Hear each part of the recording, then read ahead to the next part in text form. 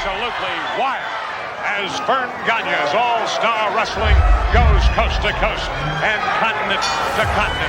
The greatest wrestlers in the world. He may be an apprentice carpenter, but I guarantee you he is a seasoned ring veteran. I've been hit with bar stools, bar rags, barmaids. I'm talking to you. They're scared that Hulkamania's still running wild. Oh, yeah. I got a big fat wife and 9 kids at home, and I gotta feed them. And take a look at Jesse the Body in real life. Open your hand once, if you would. You want to see it? This is absolutely unbelievable. Totally, completely out of control. He's coming in over the top. Hey! Look out!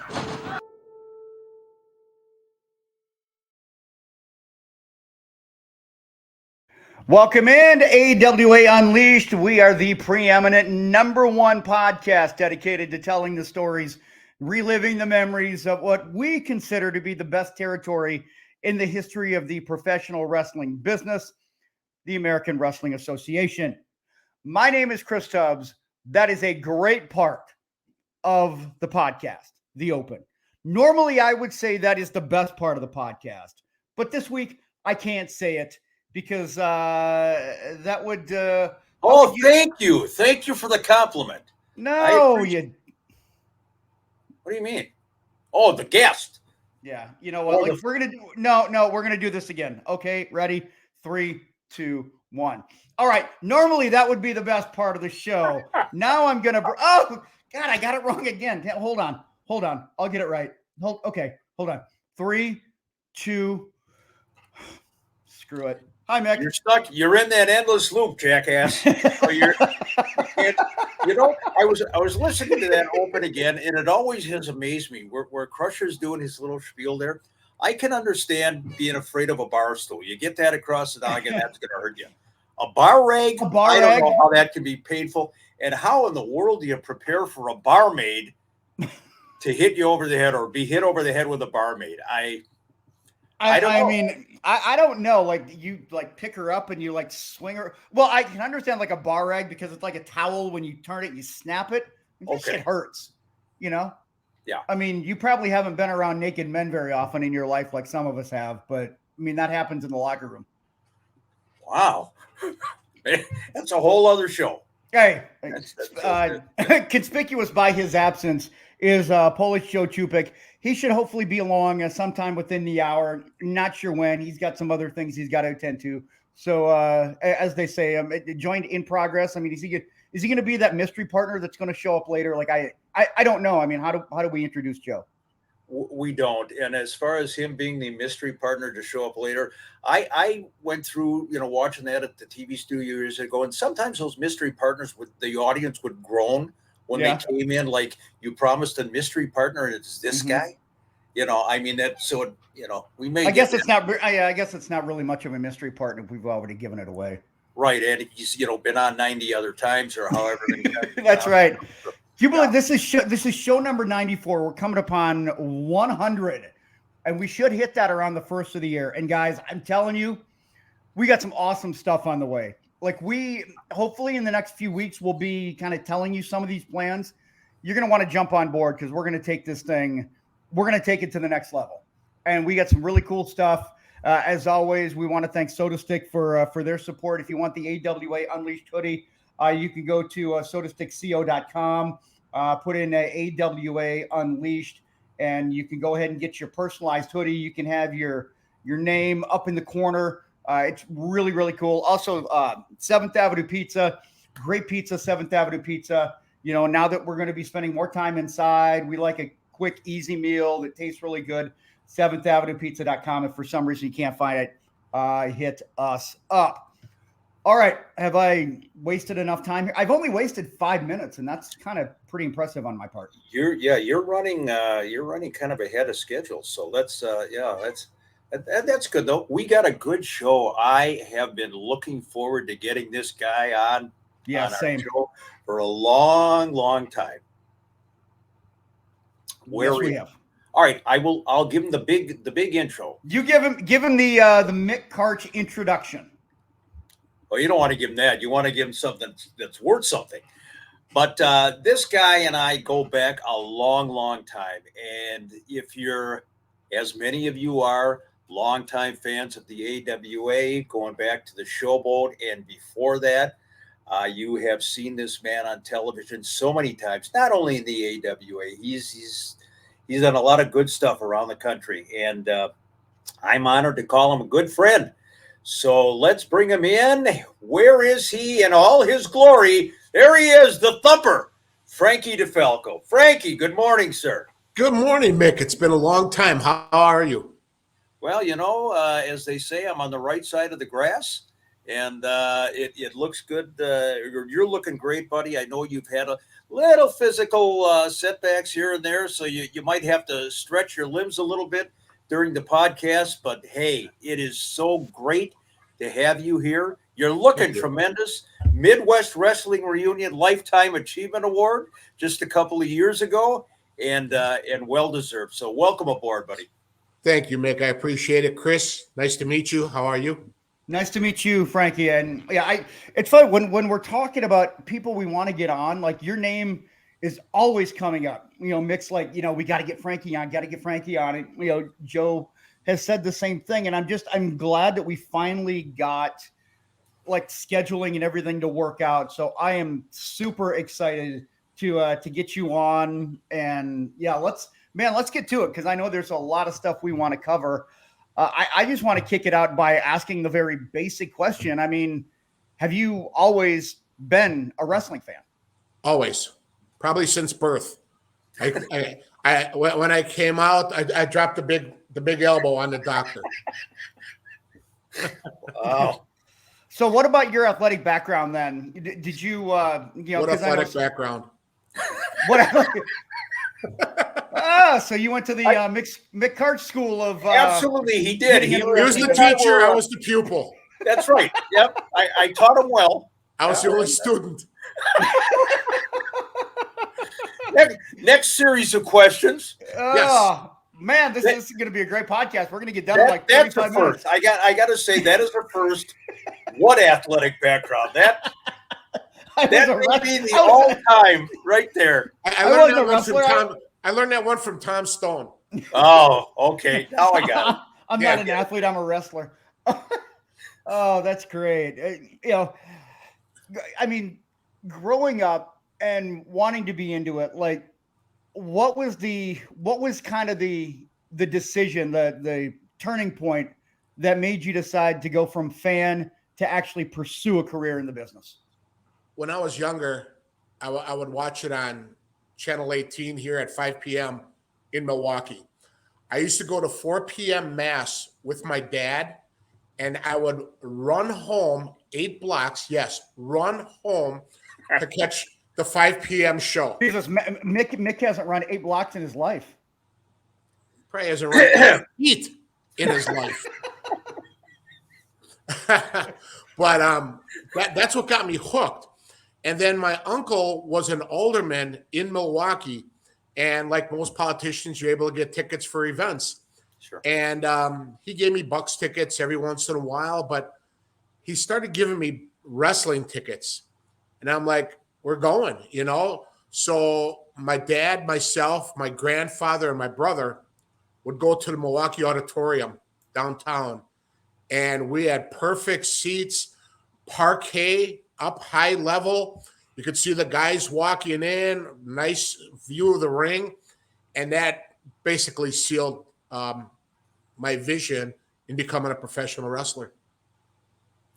Frankie, which was the bigger of the two buildings? I know Milwaukee ran the arena. The arena was. The auditorium. Was the arena the small building? No, the auditorium held 6,112, and that was sold out every month. Okay. But the arena held over about 13,000.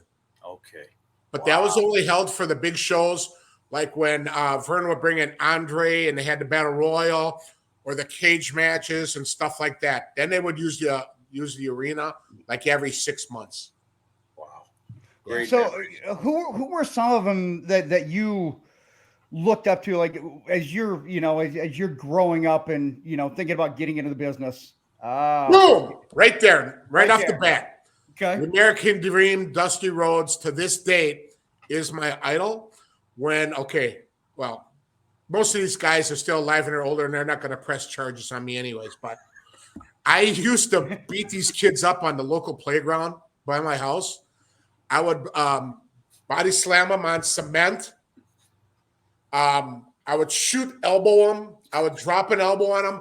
I tore one kid's ligaments in his knee by shooting with the figure 4 leg lock. I would pile drive kids on the cement. Oh my God. I did not know better. Now, one of the guys is a retired policeman who I see once a year when we do this fiesta, Mexican fiesta in Milwaukee every year. And we give each other that look like, remember when?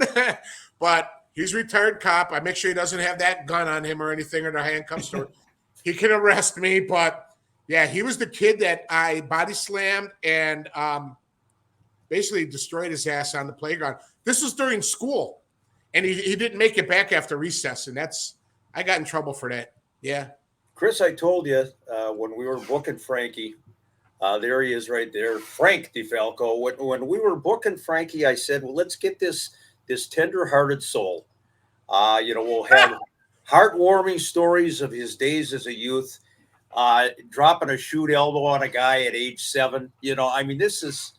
I thought it was gonna be rainbows and kittens and butterflies. That's about as close as you're gonna get with Frank. I was expecting like a Lifetime movie with the way that you kind of set it up like a Hallmark holiday special or something. Well, when you ask for stories, unfortunately, you're gonna get those. No, right there. That's so. Yeah. Wow. I can't imagine just like doing. I did stuff like that with my cousins and my brother, but we always did it like. Where it was softer, but that's we did that in my backyard. We Okay. did the cardboard cutout belt with aluminum foil, Okay. and we put AWA on the title. Blah blah blah, and yeah, we were like, and then the guys would sell. But damn. it's messed up. But yeah, No, that's great though. Like to hear these stories. This is one of the reasons why we do things like this because Right. you get to hear shit like this. So like when do you start training? Who trained you and like some of the other individuals in your class? Well, even before that, as a fan, you get to you see like Mad Dog Vachon. My friend and I would follow these guys, Vern, Greg, all the guys to the airport in Milwaukee. And I remember one time Ray Stevens saying, "Hey guys, you can't come in here. This is just for wrestlers." And we left. And that's when I'm starting to think, why are the good guys with the bad guys at this airport waiting for an airplane? And I'm like, shit, what the hell's going on? And then going to the bars afterwards at the Cork and Cleaver by the airport, seeing Nick Bockwinkel ride Adrian Adonis on the dance floor and shit. I'm like, okay, what am I missing here? So now I'm a security guard at these shows. You see the guys and now walking them and you're sitting in the back talking to them. Now you're getting acquaintances with them. Then you're in the business and now you really know them. There's been times when I talked to Nick Bockwinkel, but it was never about wrestling because at that time I was in the insurance industry. Oh, okay. And we would talk annuities. We would talk insurance, nothing about wrestling. And that would be like 30 minutes to 45 minutes talking about insurance. And he would always like, Frankie, my boy, if you screw over a client, you screw over the business. And I remember that to this day. And you cannot. In wrestling or insurance, you screw over a client or you screw over an insured, that word of mouth gets out there and you're screwed. Oh, why that story? Nick hit up everybody. That's great.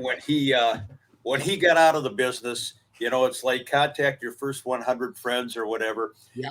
And I would book Nick to be on a show where we're going to have a 5-minute segment. And Nick would always say at the very end of the segment, can I plug the Leneve Financial Group? which is the one that he. I said, sure, we'll do that for the wrap up. First thing out of his mouth, and I'm working for Leneve and blah blah blah, and then like the last 30 seconds, we'd say, well, Nick, that was a hell of a career you had in the business. Speaking of a hell of a career, look who joined us now. Hello, Joe Chupik. Hello, everybody. Hey, Frankie, what a way to come in. I was backstage and I hear Frankie talking about Ray and Nick. It's like, this is going to be a good flipping day. Damn right. Yes. But yeah, Frankie, Nick would tell you that story about Leneve. My God, spring turned into summer, into fall by the time he was done. Nick, I think we all know Nick Bockwinkel, there is no short way to an answer. None. You could ask Nick about the history of the world, and it would take him longer to say it than the actual history of the world happened. Hey, Joe, you missed Frankie talking about how he beat the shit out of 7-year-old kids on the playground and give them stuffed pile drivers into cement and everything else. It's so he had slamming them. Was that when you were a kid, Frankie, or was this last week? That was probably about 3 hours ago, to be honest. That was when I was younger. Yeah. Thank you for asking. That's a great follow-up question, Joe. That's a good question. Could you imagine if I liked baseball as much as I do? I'd be walking around, the playground with a baseball bat and get guys in the kneecaps and shit. Oh my God, it would be. Along those lines, I remember I was in 3rd grade and I was such a wrestling fan that I tried to sign the local, all my friends, the neighborhood kids, to wrestling contracts so we could have all-star wrestling in the backyard. No ring, just going to set up 4 posts and some string and go out there and start wrestling. I'm sure glad my days as a promoter did not last.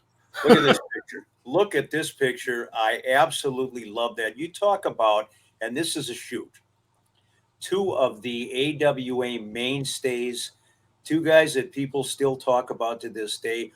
What championships are you and the Milkman holding in that picture? This was when that Dale Gagner, yeah, whatever his name is, piece of anyways. Yeah. He was like you even better now, Frankie. Anyway, go ahead. Yeah.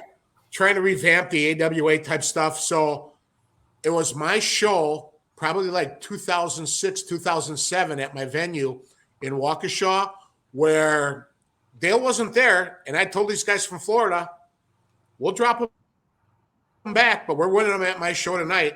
So Jake and I, we beat these 2 guys for the AWA tag straps. Wow. And that was it. Yeah. That is, yep. I love that. And apparently you've had some history with Dale, as most of us have in one way or another. We've had history with a boil in our nose every now and then too. So same thing. Let's talk about, you talked about the early training days. You talked to Chris and I before we came on the air about Al Patterson. Yes. In Milwaukee. And I think this is just a great story. Share that one with us, will you? I was a coach over at the local boys and girls club in Milwaukee. And the kids would come up to me saying, hey, Frankie, this guy says he's a wrestler and he keeps putting holds on us. And his name was David Starr. Anyways, and he wouldn't let him go. So I came into work early one day, and sure enough, he was doing it. And I put the sugar on the guy, or the chicken wing, and he couldn't get out. And then he said those magical words, how would you like to become a professional wrestler? And I'm like, yeah, okay, sure. And that's when he introduced me to Al King Kong Patterson, God rest his soul. And I trained for about 4 months in a boxing ring at the Martin Luther King Center in Milwaukee. And that's probably why I got back issues now, but no. And that's where I trained. And I had my first match while I was a senior in high school, May 18th, 1979, wow, at the Crystal Palace in Milwaukee against a guy named Ed Wildcat Hibble. And, of course, I lost, but, yeah, that's when it started. And then going right into that, Chris Curtis and I used to work security together for a place called Midwest Services over at Milwaukee County Stadium. We would do security for Summerfest.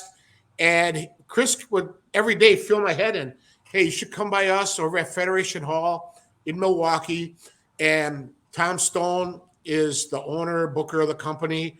He's been talking about bringing you in, blah, blah, blah. I'm like, okay, cool. And I would work with those guys there. The bell, first show would be at 4:00. We'd get there at noon, putting up the ring. And then I'd work a little bit with Stone to refine my craft. And then my first match was against Tom Stone. Unfortunately, I went over, and my mistake was pinning him with my crotch near his face. Oh. And he bit my balls. And that was the worst 3 seconds of my life.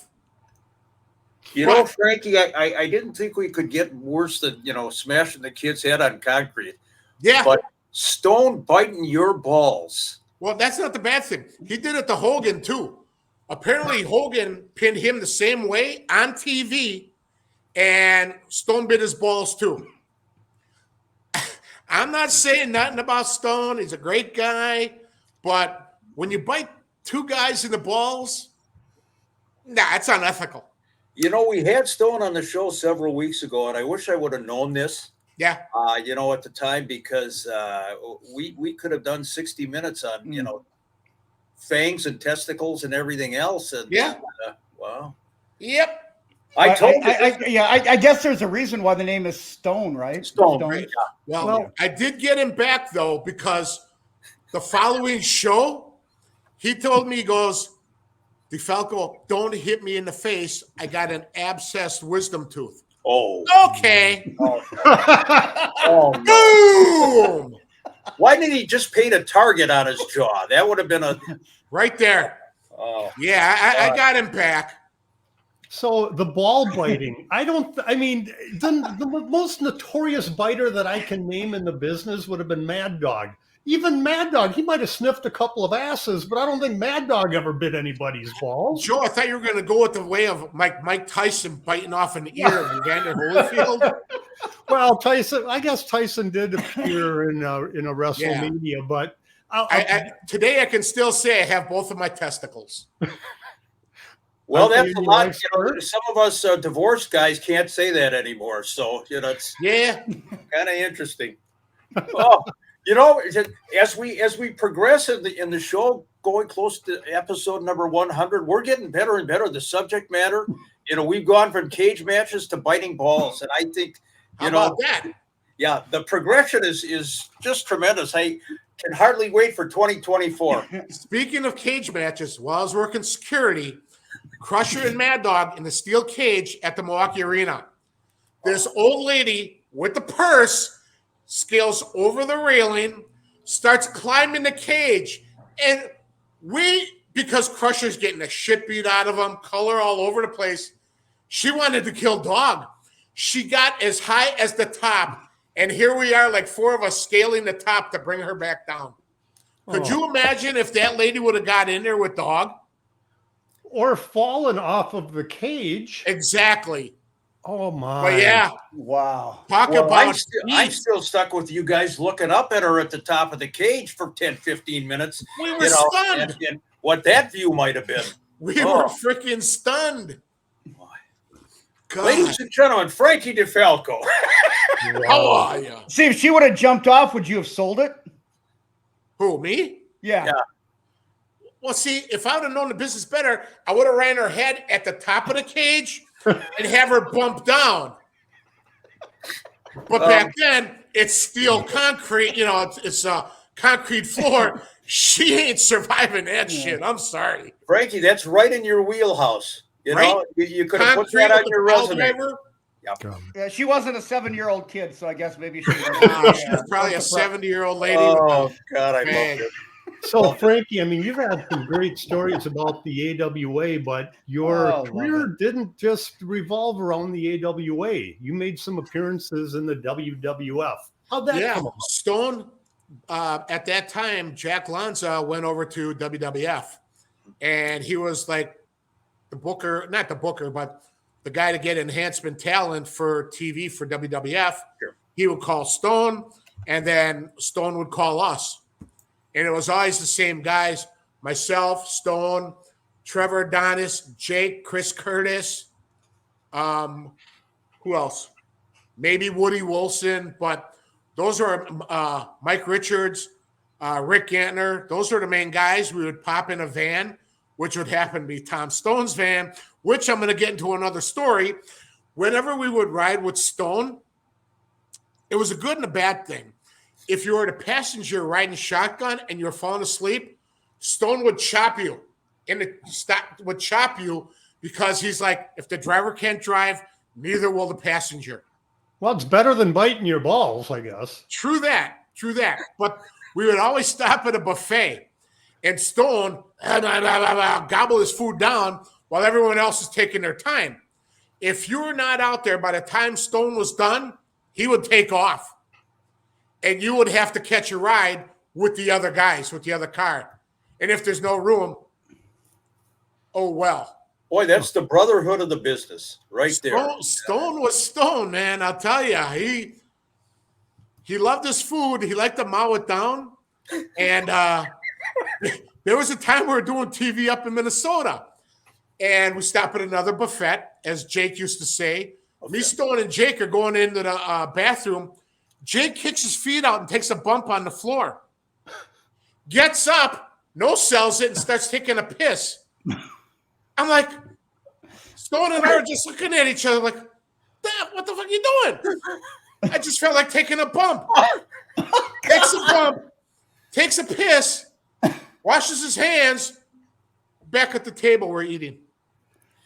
It was going with these guys, I tell you, it was a trip not knowing what to expect. To expect the unexpected was great. You have reaffirmed what I have said for decades. Professional wrestlers, no matter how old they get, are nothing more than grown-up teenagers, and I love every second of that. Yeah. So, Frankie, you were with the AWA boys, WWF boys in the locker rooms. Was there a difference between the two locker rooms that you could sense at that time? Between AWA and WWF? Yeah. Yeah, AWA guys treated us like the boys, where WWF guys treated us like, But there were guys like Hercules Hernandez, Ted DiBiase, Jake Roberts, and a few other guys who appreciated what we did because they said if it wasn't for us putting them over, there would be nothing, because we used to help them build up for the big pay-per-views back in the day. But if it wasn't for us helping them put them over, they would be nothing. It would just be, whatever it was. But those guys appreciated for us putting them over back in the day. Okay, nah. Let me climb up the ladder and ask you the difference between Vern Gagne and Vince McMahon. How they, the differences in the locker room. Vern, one time we're up in Rochester, and that's when Rodney Yokozuna was just coming in. And I just got done working maybe De Beers or whatever, and I walked past Vern, and he goes, "Hey, Frankie, great job." I'm like, "Oh, thank you very much, Vern. Appreciate that. But you owe me one more job." I'm like, "What do you mean?" And it was against freaking Rodney. Oh. Yeah, and thank God it only lasted like mixed sex life 10 seconds. Hey, thanks for putting me over. Somebody has to, and that's with the ball biting. And with Viagra. No. But it was a squash, but Rodney didn't hurt me. But the way it was, Vern would come up to you instead of, Vince going, "Hey, kid, I need you to do this for me," It was like night and day with Vern and Vince. Wow. So when you're working the AWA shows and you're coming into wherever, and I love this picture.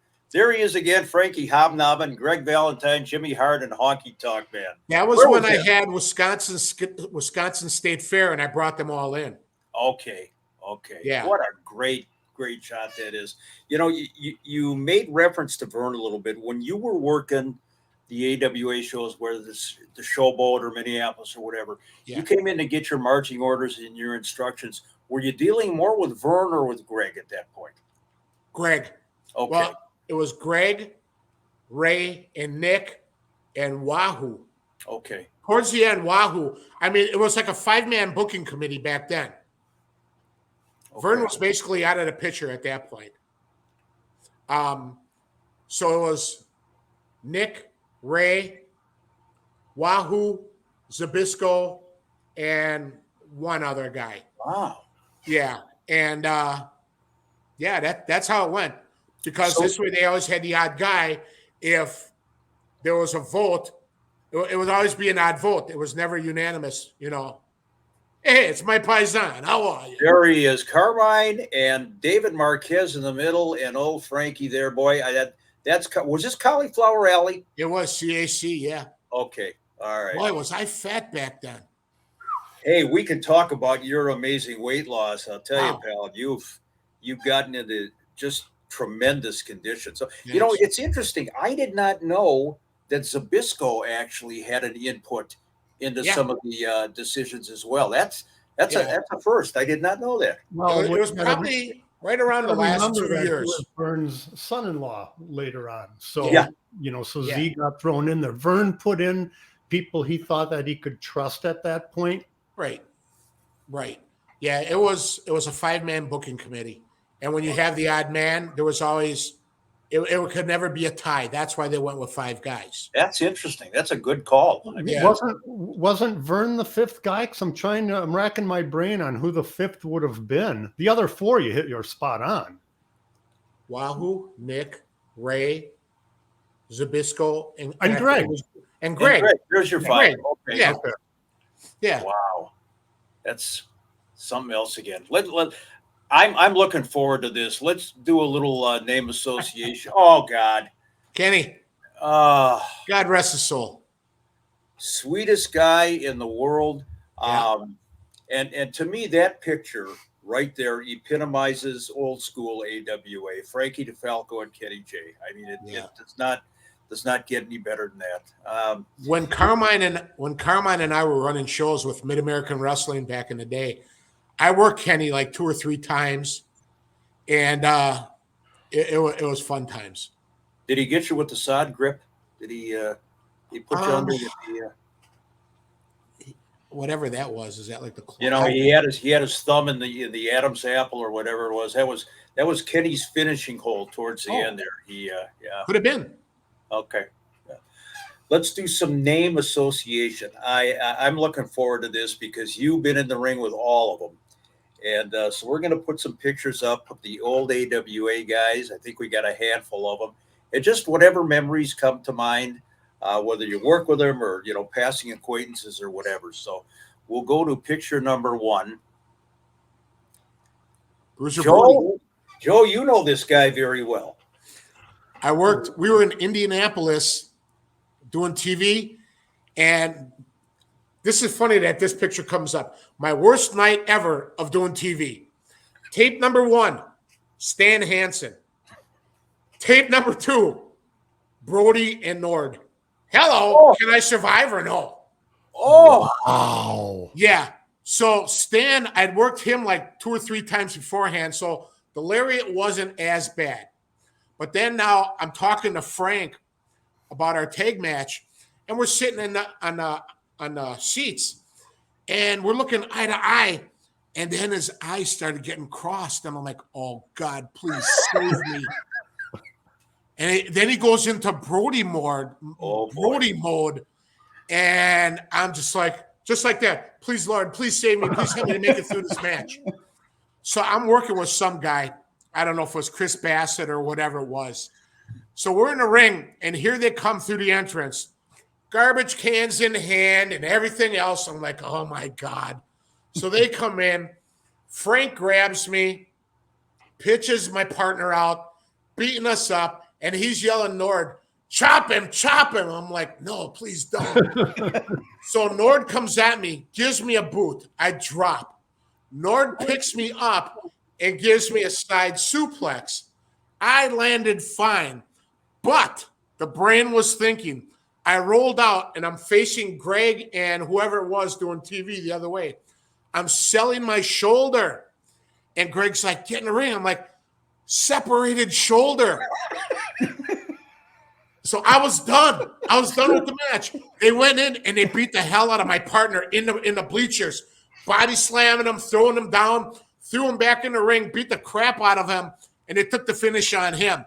Afterwards, Nord's like, brother, I'm so sorry. Are you okay? I'm like, yeah, I'll be okay. Nord gives me 3 or 4 Tylenol 3s. The minute we're in the car, I threw him out the window. And Stone's like, are you okay? I'm like, yeah, I'm going to be fine. Wow. That was it. No way was I going to get that match taken care of. I was out, got my pay, boom, on the road back to Milwaukee. So they give you Brody and Hanson and Nord. So I'm thinking that Vern may have been related to those kids on the playground. You know, Payback is a bitch. Yes. That's long-term booking right there. Oh, my God. Vern was looking into his crystal ball. What did Frankie do when he was younger? Oh, my God. Joe, give him the next one. So you just mentioned 3 big guys that and you yourself are a big guy. The next man that we're going to talk about is the Mountain from Stone Mountain, Georgia. Jerry Never Black. wrestled. Never worked, Jerry. Never Really? did. Never did. Not even in a squash match in the studio? Nothing. Not Wow. once. Nope.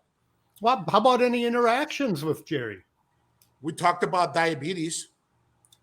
No kidding. Yeah. Well, Yeah. I would, that's interesting because I'm thinking back to those showboat days. You guys are there at the same time. Yeah. And, Never and worked you thought it was a natural. Wow. No, never did. What was really weird is that Greg, Marty, Sean, and Kurt all wanted to work me when we were ever in Vegas or whatever. So those were my matches. Maybe Colonel De Beers was tossed in there. I never got to work Snuka. Never got to work Jeff Jarrett. Never got to work those guys. There's always those 4 guys in either a single or tag, or those 2 Russian guys out of California. And Soldat. No, I never worked Soldat or Smirnoff and Smirnoff and the other guy. Okay. Gordienko? Or? Yes, Gordienko, yes. Me and Mike Richards worked them in a tag. That was it. Wow. Well, I never worked Nick. Never worked Wahoo, thank God. I worked Slaughter in Milwaukee for TV. He gave me that cannonball. Yeah. And I bumped wrong, and I think I probably knocked myself out, but luckily that was the end of the match. You mentioned very briefly Wahoo there, and I think what we had Wahoo scheduled to go as the next picture. Yeah. And you said, thank God you never worked Wahoo. I got a pretty good idea why you said thank God, but talk a little bit about the Chief. Wahoo was a bucket of knowledge. I'll tell you, when I was younger, I would pick their brains. Like the younger generation, when they go to shows, they don't do that. That's one thing that I heard that's lacking in AEW also. And that's why a lot of those guys like Steve Regal left, is because they would never pick the vets' brains. They want to, the generation that's out there now, they think that what they see is on TV is the coolest shit, That's what it is shit. Back in the day, a body slam or a dusty elbow was the finish. Now you got to go through 3 Hurricane Ranas or 5 tables, and then they kick out, or whatever it is. How many super kicks can you take in one match? It's horse shit. That's why I don't watch AEW. I'll tolerate WWE because they have at least psychology and theory to a match, and they grab a hold every once in a while, where it's a spot fest on AEW. No. No psychology whatsoever. None. It's freaking garbage. So in yours, because you're with Brew City Wrestling, so is there a certain way that you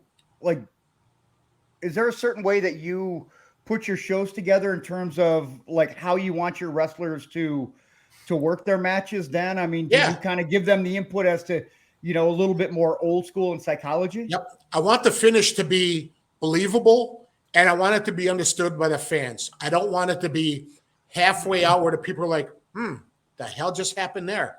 I want them to go home, especially in the main event, to have that a lasting memory about what happened. You know, I want the guys in each match to work a body part. If the opening match is working the leg, I want somebody else to work the back, the arm, the head, whatever it is. I don't want the same freaking body part in every freaking match. You know, there's other body parts that you can work during a match. Have that simple psychology and theory. Steve Carino, a good friend of mine, gave me the 7 stages of a wrestling match long ago, and I give them to my students now. And they, you know, they read it over. There's parts of a singles match and a tag match, you know, and sometimes they do it, sometimes they don't. And when they walk through the curtain, I'll critique them just like everybody else does during a match. I'm sure Ken Anderson does the same thing for his shows. And the guys, you know, up in Minnesota, Ed Hellier and whatever else, but that's how it should be. The kids these days, I had one woman, I had an all-girls match, and this woman, she does porn, and it went one ear and out the other, and she walked away while I was still critiquing her. And I took a big chunk of her payday. Good. And her boyfriend came back, her husband, hey, you shorted her. I said, no, I didn't. She wasn't listening to me while I was critiquing her and tell her what she probably had to worry about doing her next set of porn. I don't give a shit. But when I'm critiquing you and telling you what you should do better, I forget. Oh, that kid who used to, he was in Ring of Honor with, he's on Impact now. He was her trainer. And I messaged him, no reply back. Hey, I'm sorry, blah, blah, blah. So now you're blocked on my shit too. If you can't tell your kids on how to get trained properly and take criticism, screw you too. I forgot their names. They were in Ring of Honor, but the one guy, he's got the green hair and Impact now. Okay. But, Frankie, I've seen it. You know, I've seen it when the legends are brought in for guest appearances in the independent locker rooms, and they'll try to sit and explain to somebody. And I've seen guys literally get up, and when they're not facing the legend, kind of smirk or shake their head like, what is this guy talking about? Disrespectful. Yes. Yeah. And I hate it. I couldn't agree with you more. And before we get to the next guy, on this same note, the old school stuff, which I just love. On the independent circuit, I know it works. My take is that, unfortunately, on the national stage, I mean, you'll get a Bryan Danielson or a Kenny Omega every once in a while. But for the most part, people just want that crash bullshit. Boom, boom, boom. High spot after high spot. God forbid you should put a side headlock on somebody. Right. Totally different. And then they're rushing into the spot, too. You know, you grab a side headlock or whatever, the front chin lock, and then the spot is called, and then they want to get up right away and go into it. Milk it. You know, have the babyface fight up. Boom, boom, boom. Bring him back down. You don't have to go into it, but they want to rush everything, flippity flop, all the freaking time. Makes sense. Have, you know, psychology and theory to everything. It's bullshit. Yeah, it gets tough to watch. You know, Frank, you're talking about somebody is working on your leg, on your groin.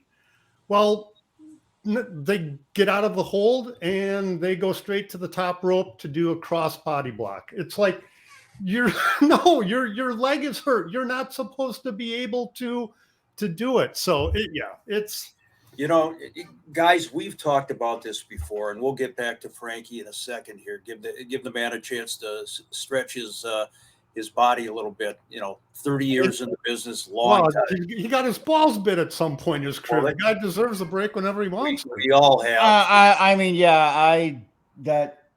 this has been very eye-opening. I mean, well, Frankie is as old school as it gets. I mean, this is, and when I hear this, and, you know, he made reference to, you know, a couple of things too. We've talked about this. The old finishing holds. Mad Dog Vachon's pile driver or Nick's pile driver, Stan Hansen's lariat, whatever it might be, they finished a match. That was it.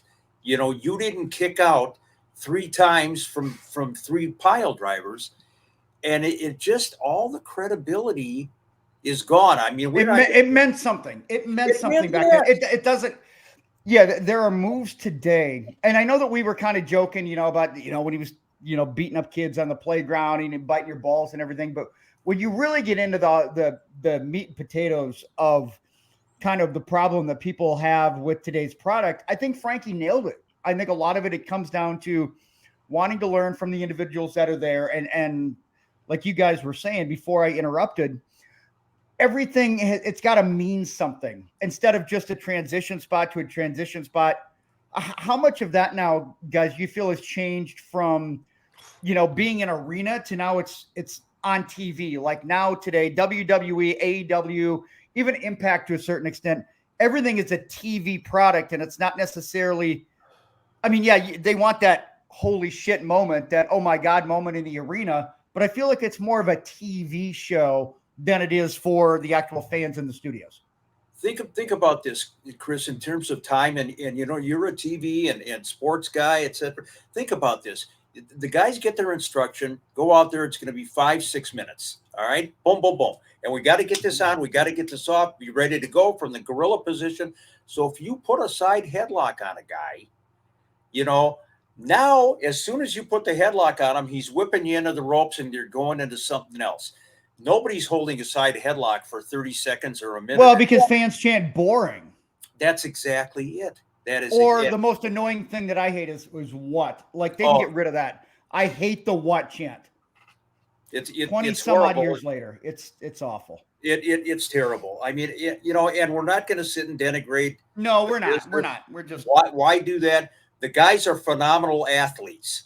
I mean, let's say that. I mean, it's what they do is extraordinary, but that has nothing to do with the psychology. There is no psychology anymore. No, there isn't.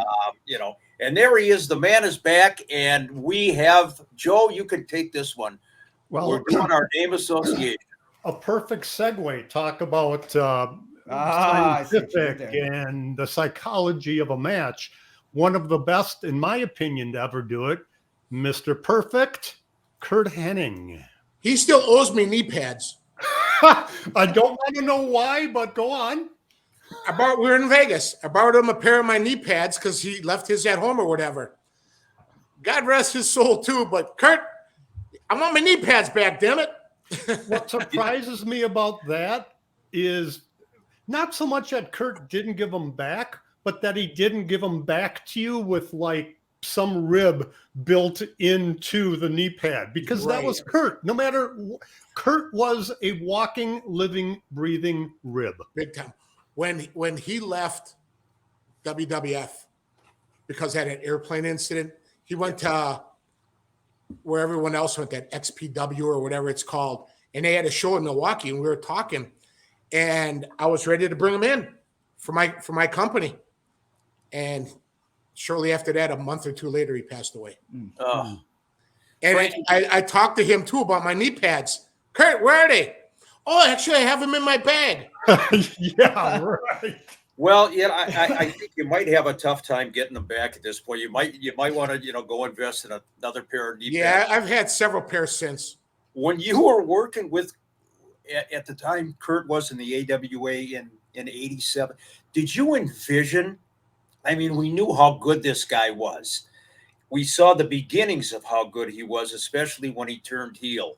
But my God, the transformation into, the Mr. Perfect character, astounding.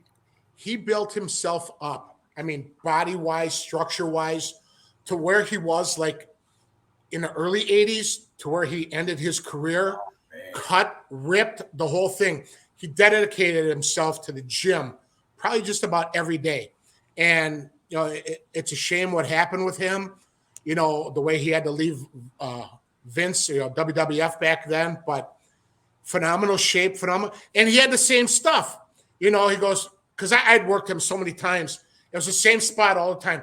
Duck the clothesline, bend over, leap over you, watch the drop kick. Boom.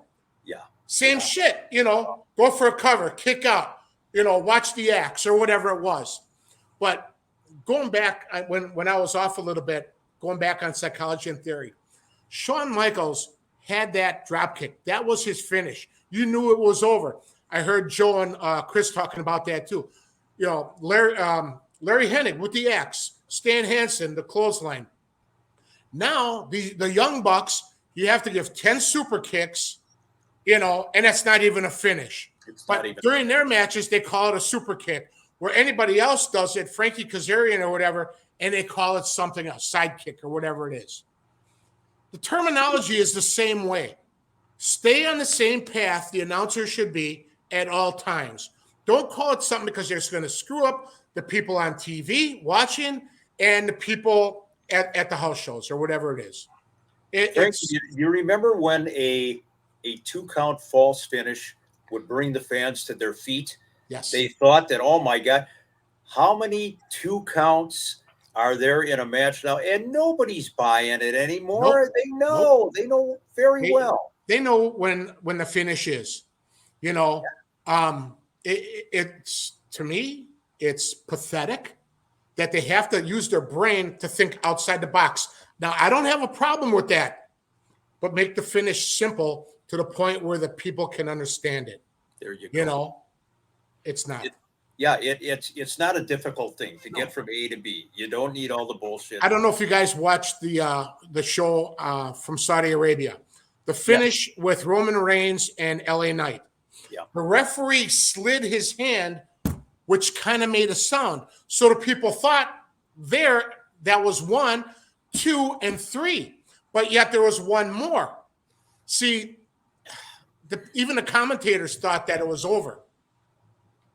But the referee slid in with that, and people thought that was the 3rd count. It's a new world. Well, it's not even new anymore. You know, we're 15, 20 years into this stuff, and I don't think it's going to get any better. I've always wondered that too, because they get down, it's like you hear that first one, and then it's like 1, 2, 3. I'm like, that's it. And then I'm like, well, wait a minute. What did I hear the first one? So I'm glad you mentioned that, Frankie, because I guess looking back on it as a fan, like, yeah, I hear that all the time. And I'm like, so what, like, is that just recklessness by the referee? I mean, do they need to be more careful when, like, I mean, I just don't understand that. Every match has a producer, and it comes down from Triple H to each producer during those meetings. Who knows? Maybe that's what they wanted. I don't know. I wasn't there. I'm not going to talk to Adam Pearce about it. You know, it's none of my business. But for me, you got to make it understandable for the fans, whether you're at the shows or you're on, you know, watching at home. You know, Joe, let's go to the next name. Okay, another guy who's done all right for himself in the business. For me, he got put on the map by antagonizing and wrestling a movie star, a TV star. I'm asking you about the King, Jerry Lawler. Nice.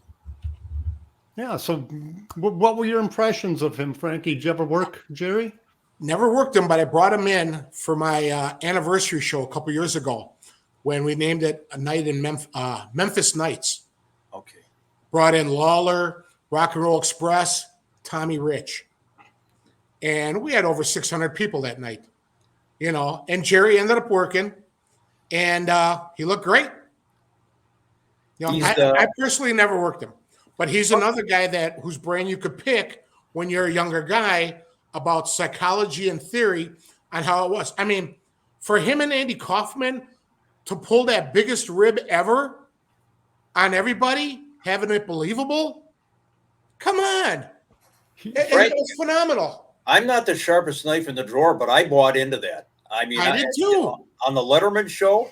Yes. You know, I tremendous. Boom. So the thing about Jerry, I think it was 2 years ago, he came into Minnesota and worked a match at their big show. He worked one of the Grand Slam events. Thank you, Grand Slam. Now, Jerry, 72 years old, I think, at the time. But you know what? He went in there. He did what you would expect a 72-year-old to do, but he did it so damn well. And it's like I've told every locker room that I've talked to, you've got one job, make me believe. If you can make me believe, everybody sitting in that arena is going to believe it. And Jerry pulled it off at 72 years old. No, he didn't do any flips. He didn't do any huge bumps. Kept it simple. Yeah, I kept it simple. And you know what? And hey, I'll admit part of it is that it's Jerry Lawler, so he's going to get the automatic pop. Right. But damn, that was an incredible match for a 72-year-old guy. Pull the strap down, Yep. get the big fist, boom. And he worked after he had that heart attack on TV. Yeah. Yeah. Like, You come know, on, it's- seriously. Yeah, it's amazing. Sometimes less is more. Yes. Right. Absolutely. Chris, you hit it right on the Yeah. head. Less is more. One last guy, and I don't know if you actually had a lot of interaction with him. I know that the old Showboat days, he was kind of a mainstay, and that's Paul Heyman. What's your impressions of Paul, who always used to fall asleep on the airplane going back home in the morning at 7 a.m. because he was up gambling all night long? Yep. He'd have that suit jacket with the sleeves rolled up, Yep. you know, like he was wearing a sweatshirt. Back, Talk like about you thought he was like you thought he was John Travolta or Denny Terrio. Yes, oh, perfect, Disco Fever. perfect. Another great mind in the business. You know, I heard that the people, the young kids in the back pick his brain all the time. But I did have interaction with him when he was managing the new Midnight Express. Yep. No. It Yeah, was the old Midnight Express. the old. Yep. Wasn't he managing? Yeah, the old ones, Condrey and Andre and Rose. yes. He was managing them. They had a little feud with Lawler and Dundee in the AWA back in the time. Yeah, we talked a couple times, you know, but a great mind too. All those guys, you know. It's a shame that the youth, and I'm talking to guys who are just like in the business for a cup of coffee, and they won't pick the vets' brains because they think that we don't know shit. Right. But let me tell you, youth, we know a lot more than you think. Because when the new students come to my school, I tell them right now, don't watch the shit that's on TV right now because you're not going to learn a freaking thing. You got to go back on YouTube, watch stuff from the 80s and early 90s. You know, NWA, old AWA, Smoky Mountain with Cornette, all that stuff. That's where you're going to learn psychology and theory of a match, not what's on TV now because you're not going to learn. Could you imagine what the industry is going to be in another 15 to 20 years? The kids these days are going to be like yelling at the kids coming up, you know, but Yeah. The kids these days, unfortunately, are going to be walking with canes and being pushed in wheelchairs, you know, because of the high spots. But I love listening to your recollections of the old days, frankly. You know, I'm an old school guy, and man, you hit it right on the head so many times. Yeah. So many times. Chris, I know you got a follow up here.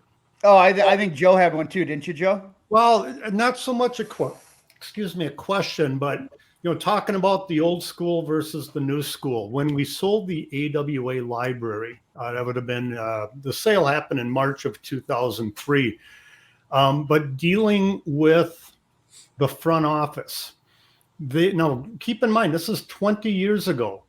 They had made the comment about how at that time they could really see having a WWE show literally just be promos because it was trending towards that way. The in-ring promo went, or the interview area promos went from 1.5 minutes or to 2.5 minutes to 5, 10, 15, 20 minutes. Yeah. And they had made the comment, they go, well, that's what is selling is the promos, and that's what the fans want. Mhm. And I looked at him and I go, that just, you know, you guys are the big boys, you do what you want to, but I just don't see that working. Why give somebody everything all at once? And as great as it might be, it's like going on a date with a hot girl for the first time and seeing her naked when she opens up the door to let you in. Now, as great as that might be, there's not much left. Well, there is stuff left after that, but you get my point. Hold back. Keep that bar low and don't raise it up so often that you can't lower it back down. everything that's on TV now, guys, is all about the next pay-per-view. Yes, of course. That's all it is. That's all they're promoting. They don't give a crap about, the wrestling match. It's the buildup for the next pay-per-view. Yep. Since when, I know back then, Mick, guys, they never did contract signings in the ring. That's right. They set it up on TV or during the promo or interview with Marty O'Neill. Phones, okay, don't walk, run, get your tickets at the ticket outlet, blah, blah, blah.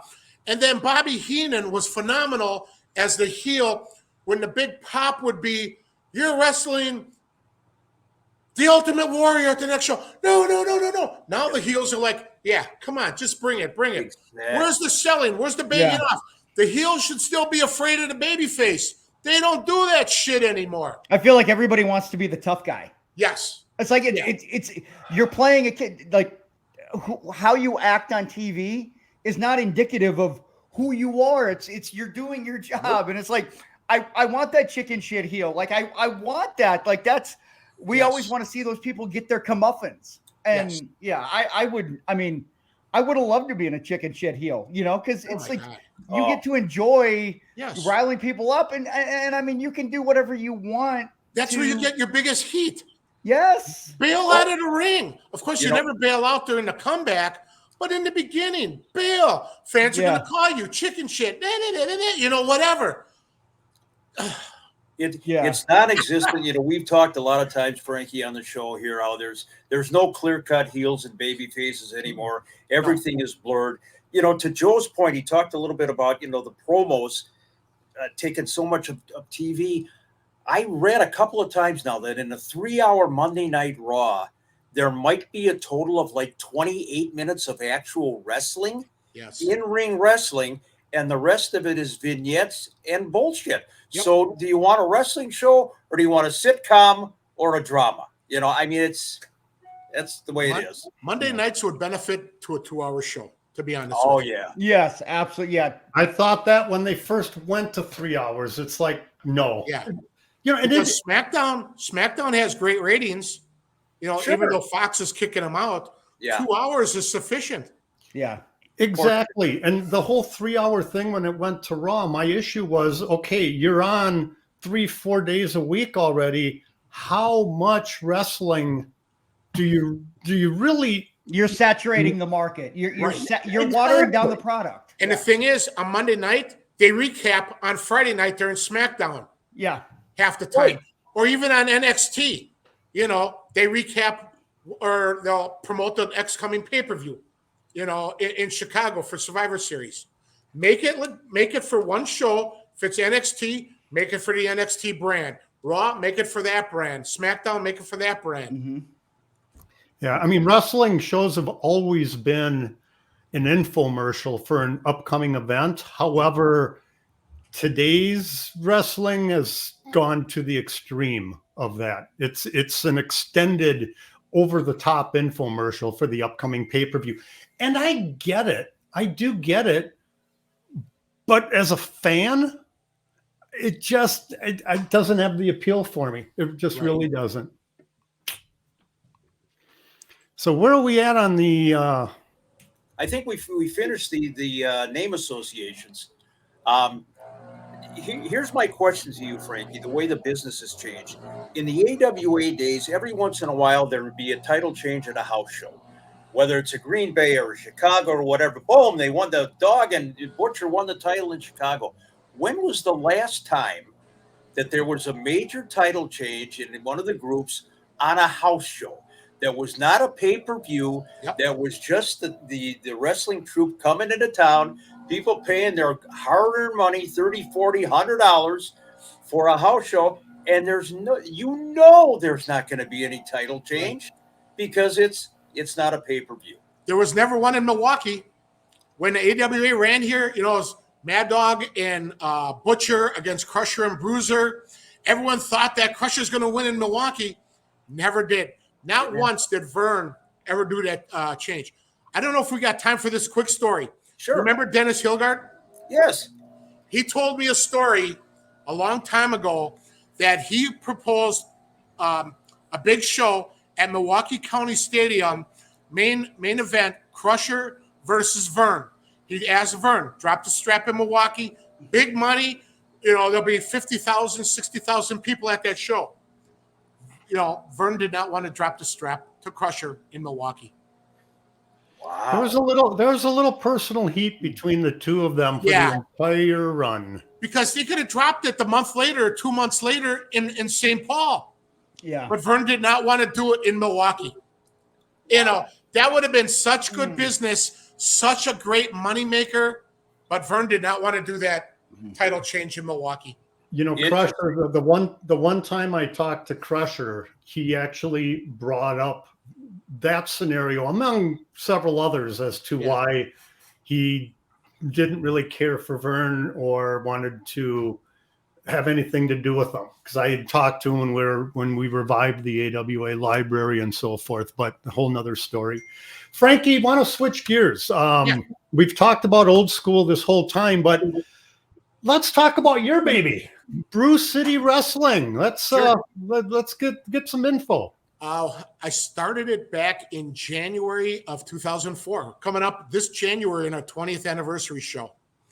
And my concept was to run on Fridays so guys who worked on Saturdays could get a double shot. But in my learning process, I would run shows every 2 weeks. And storylines would be killed in 2 months. So then I went monthly after that. But now I do monthly shows. During the summer, we do a lot of fairs and festivals, Milwaukee, Summerfest. There was one year we had like 6,000 people watching us. It was phenomenal. Summerfest is the world's largest music festival. And we had about 6,000 people watching us. Indie guys, I didn't bring in any names. Didn't have to because it was self-contained, but that's how it went. We do approximately 40 to maybe 45 shows during the course of a year. And we're tired by the time the summer shows end. But now it's cold out. Of course, no more summer shows, but we're wrapping up our monthly shows at the Elks Lodge in Waukesha. If anybody wants to see a show, go to the website. It's brewcitywrestling.com. You can follow me on Facebook, Frankie DeFalco, Brew City Wrestling on Facebook, on Twitter, X, formerly Twitter, at BCW1. Come check it out. I have several guys from Minnesota. Just had a referee from Kenny's guys who worked the show. So if you're ever in the Minnesota area, Eau Claire, wherever you are, come check out a Brew City Wrestling show. You won't be disappointed.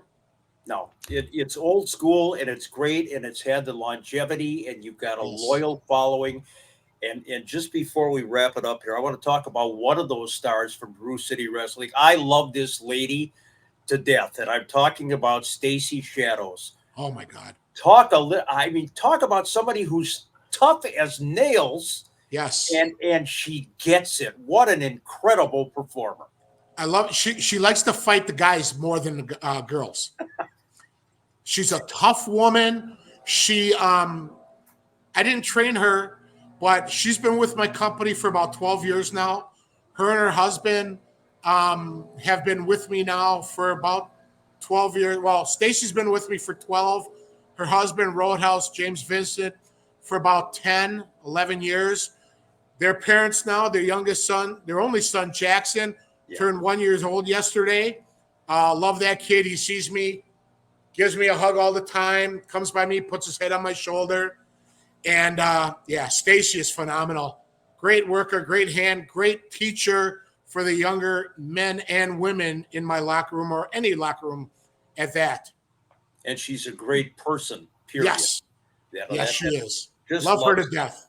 Yep. Can't say enough good things about her. Frankie, this show, this is right up there with some of my, one of my favorite shows on the podcast. I'm sure the guys agree. I mean, you're a regular guy and you get it and you've been there and you've done it. And look at this guy. How are you? Oh, my God. I was on the way for a ride that day. I ain't getting to work. Frank, honest to God, I mean, and again, this is a shoot. So many great memories. You shot from the hip about all this stuff. Thank you. And you're spot on about literally everything.